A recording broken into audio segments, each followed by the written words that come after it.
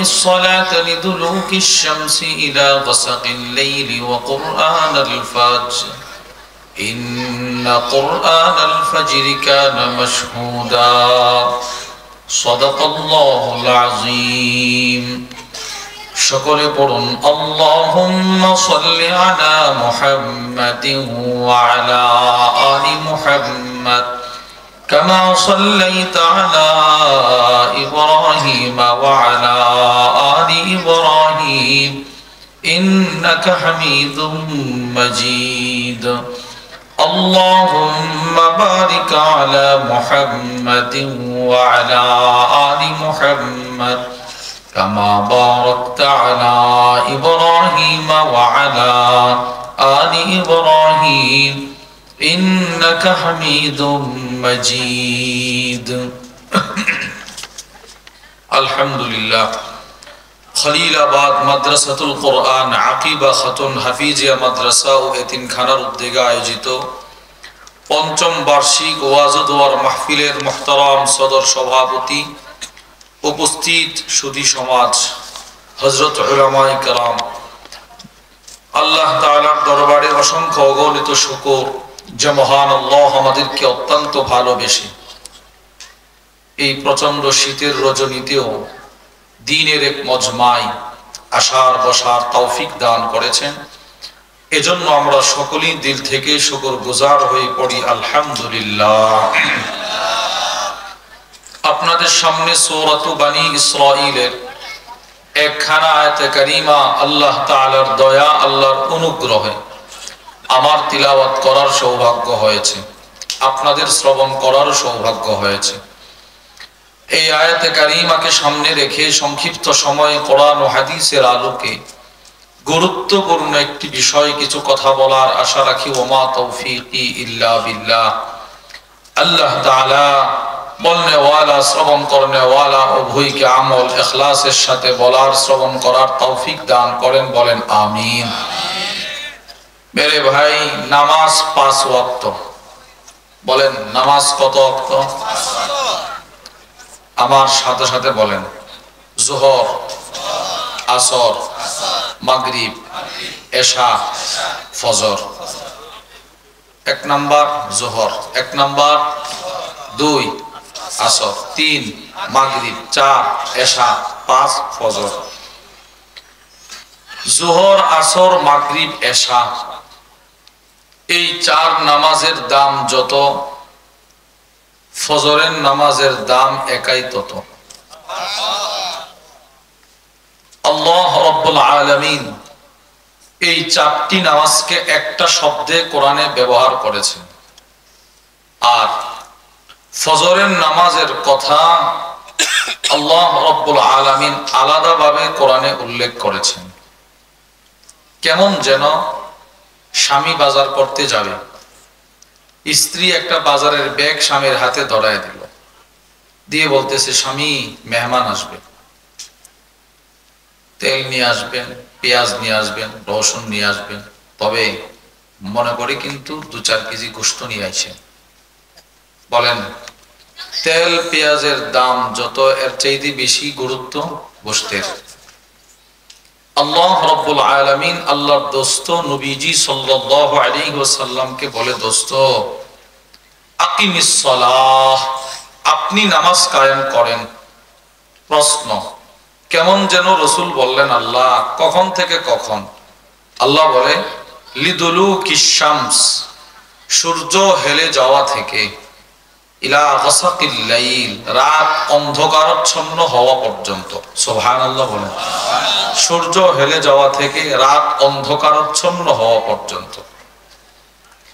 মুফাসসিরিনরা লেখেন সূর্য হেলে যাওয়া থেকে রাত অন্ধকার, এই সময়ের ভিতরে 4 ওয়াক্ত নামাজ। বলেন কয় ওয়াক্ত নামাজ? যোহর, আসর, মাগরিব, এশা। এরপরে আল্লাহ বলে ওয়া কুরআনুল ফজর, এবং আপনি ফজরের কোরআন পাঠে যত্নবান হন। এর দ্বারা উদ্দেশ্য হলো একা ফজরের নামাজ। বর্তমান পৃথিবীর সবচাইতে বড় আলেম যাকে বলা হয় শাইখুল ইসলাম তাকি উসমানী হাফিজাহুল্লাহ, তার তাফসীরের কিতাব তাওদীহুল কুরআন, ওই কিতাবের মধ্যে লেখেন, যেহেতু আল্লাহ রাব্বুল আলামিন 4 নামাজকে একসাথে উল্লেখ করেছেন আর ফজরের নামাজকে আলাদা উল্লেখ করেছেন, ফজরকে আলাদা উল্লেখ করাটাই এই কথার প্রমাণ বহন করে 4 নামাজের তুলনায় ফজরের গুরুত্ব কোটি গুণ বেশি। এবার প্রশ্ন, হুজুর ফজরের গুরুত্ব কেন বেশি?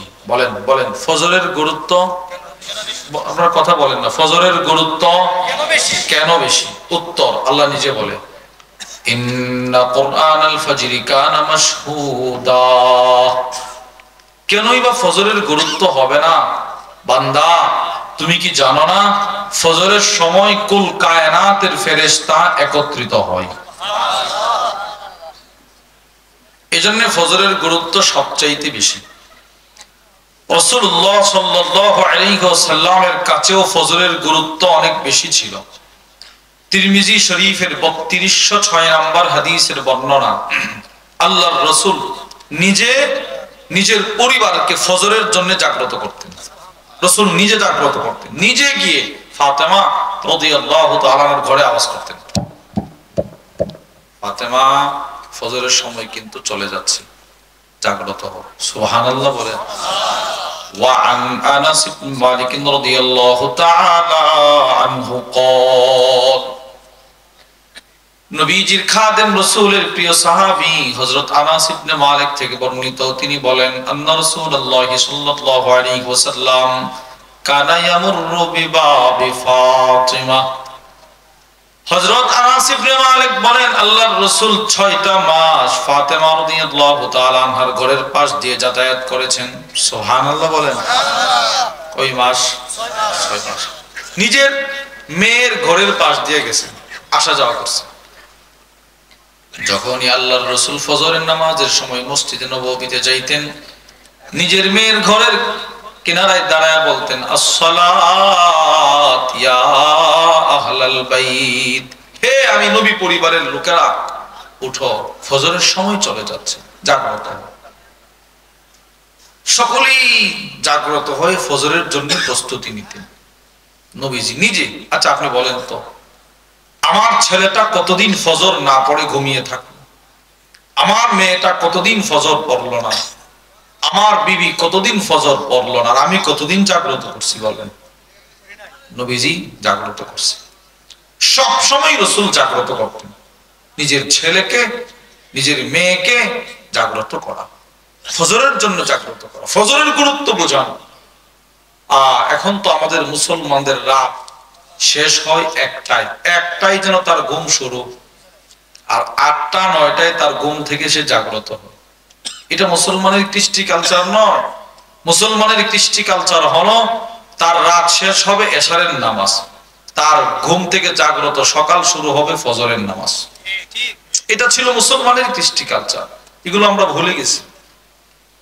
বিখ্যাত আলেম আল্লামা আব্দুল্লাহ ইবনে যাকওয়ান রাহিমাহুল্লাহ তিনি বলেন, কুনতু আখরুজু মিনাস সাহাব ইলাল মসজিদিন নববী, আমি আমার জমানায় সেহরির সময়, তাহাজ্জুদের সময় নিজের ঘর থেকে মসজিদে নববীর উদ্দেশ্যে রওনা দিতাম।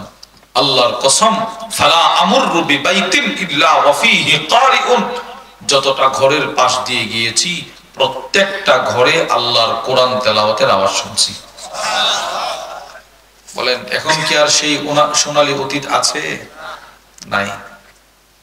আগে আপনারা যারা মুরব্বীরা আছেন, আগে আপনারা শুনছেন, রাতের অন্ধকারে শেষ রাত্রে প্রত্যেকটা ঘর থেকে আমাদের বরুণার পীর সাহেব হুজুরের গজল, মুরব্বীরা এক প্রকারের গজল গাইতেন, মানে আল্লাহ তাআলার মারিফতের ইশক আর মহব্বত নিয়ে কিছু গজল